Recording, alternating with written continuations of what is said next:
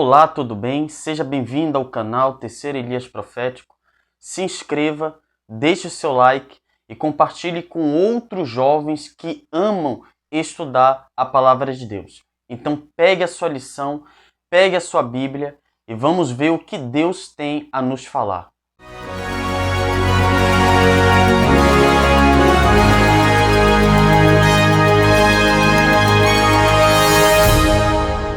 Vamos iniciar estudando a lição de número 3, que vem com um tema espetacular.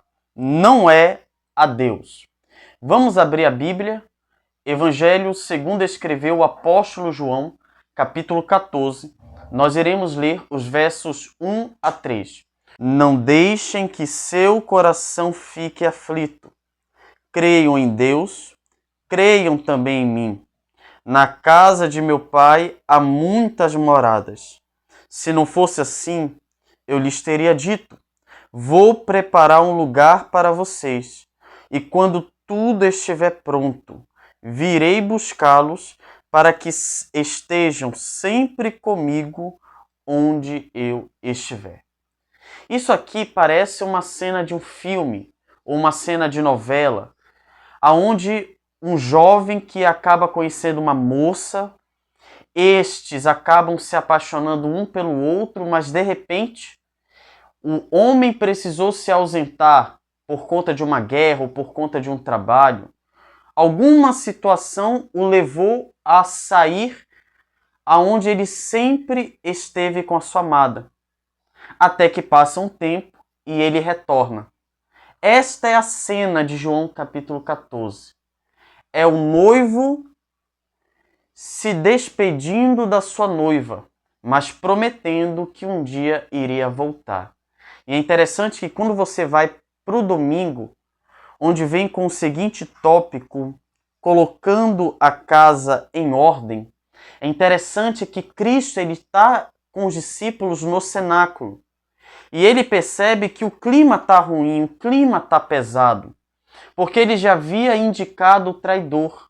Ele já havia mostrado para os demais apóstolos que Pedro iria negá-lo 3 vezes.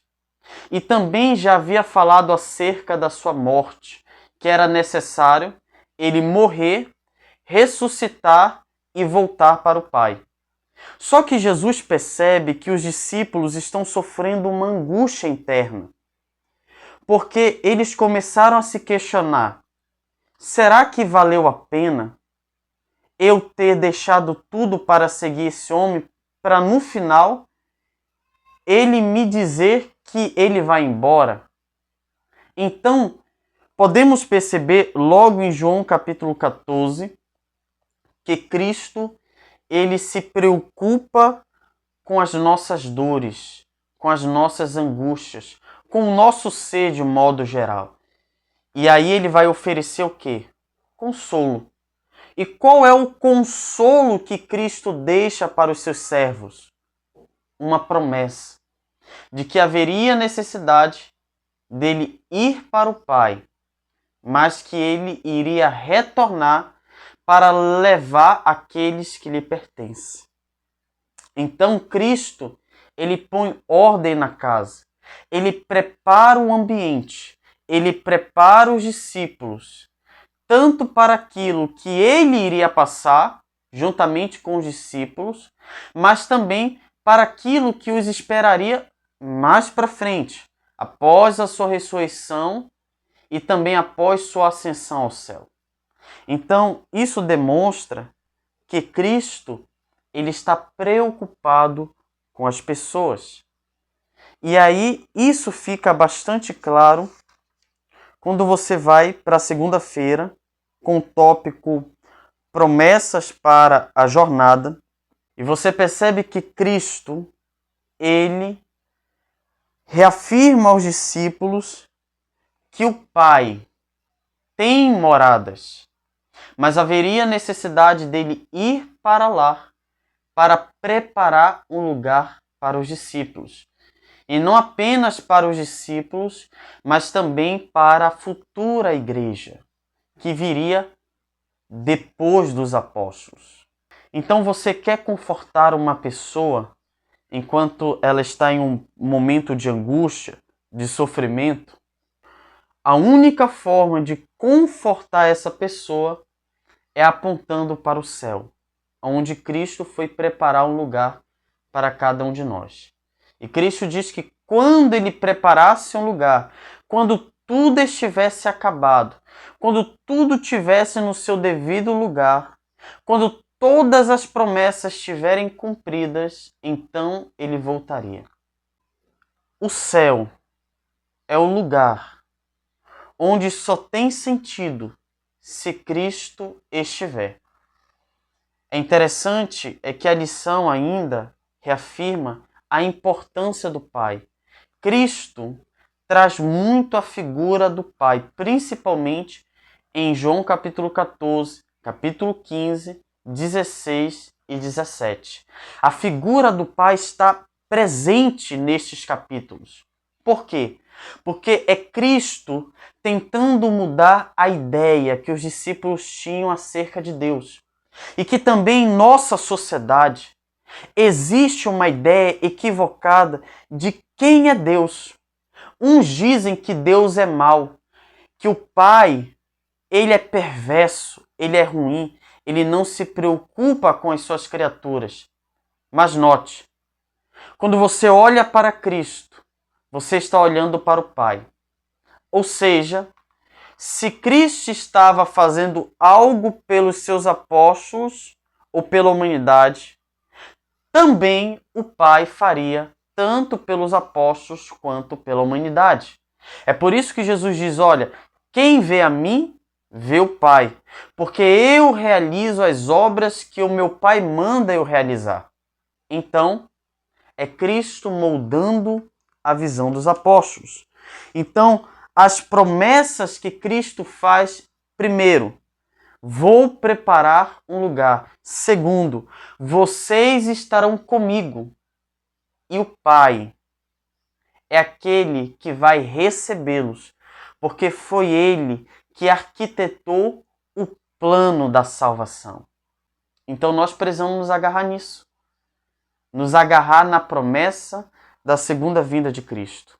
Mas o que aconteceria enquanto Cristo estivesse preparando este lugar? O que aconteceria com a igreja? Então vem a lição de terça, onde vem com o tópico ajuda a caminho. O que aconteceria com a igreja, com os apóstolos, enquanto eles estivessem nessa terra? Cristo agora faz uma segunda promessa. É necessário que eu vá para que o Consolador venha. E quando ele vier, convencerá o mundo do pecado, da justiça e do juízo. João, no capítulo 14, nos versículos 16 e 17, Cristo diz, eu pedirei ao Pai, e ele lhes dará outro Consolador, a fim de que esteja com vocês para sempre. É o Espírito da verdade. Mostrando que o Espírito atuaria na igreja e prepararia a igreja para fazer a proclamação do Evangelho, para pregar o Evangelho, e também o Espírito Santo iria preparar a noiva para ter um encontro com o noivo. Então o Espírito Santo, ele prepara o caminho para termos acesso ao noivo. E Cristo prepara o caminho para termos acesso ao Pai.